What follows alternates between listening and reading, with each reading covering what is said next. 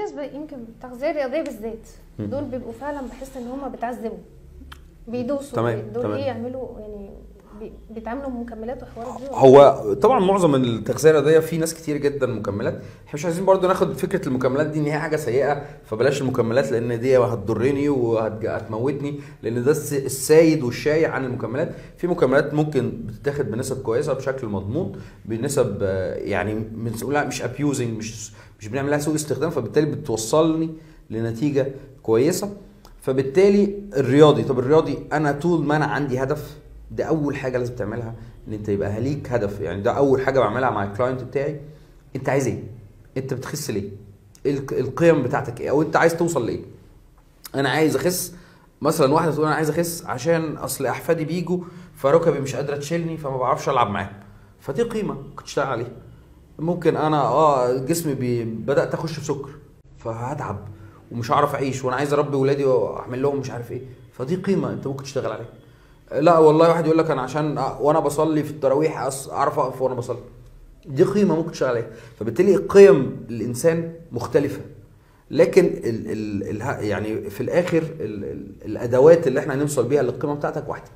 فانت عايز تعمل دايت، عايز تحسن حياتك، هتاكل بشكل منتظم فعشان توصل لهدف معين. فده اللي بيميز الرياضيين. انا عايز اوصل نسبه الدهون عندي تبقى 2%، 3%، 5%، فلو اديتني اي حاجه قلت لي هو ده النظام بتاعك همشي عليه. فبالتالي اللي بيميز الرياضيين ايه؟ ان هم عندهم هدف معين، عندهم تارجت معين، انا عايز اوصل لهدف معين، فبيستحملوا بقى ايه؟ التعب، سواء التعب ده اكل كتير او التعب ده اكل قليل. تمام؟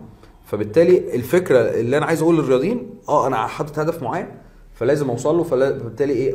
بعمل حاجات عشان اوصل له. والله ليه واحد يقول لك كرهت الاكل وبطلت الرياضه تحت راس الرياضه يعني عشان الرياضه بتخليها تاكل. اه فبطلت رياضه عشان حسيت انها مكنه. ما هو الفكره هي دي، ده اللي احنا بنقول هو ده يعني اللي هو الاسباب الداخليه او اللي هو الحاجات اللي ما بتطلعش.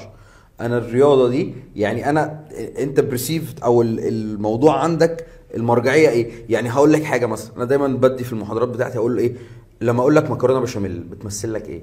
فالناس كلها فاهم، اللعاب بقى بيسيل فاهم، وتلاقي اللي بيفهم بيطلع لسانه وكده، فبالنسبه لك دي حاجه حلوه.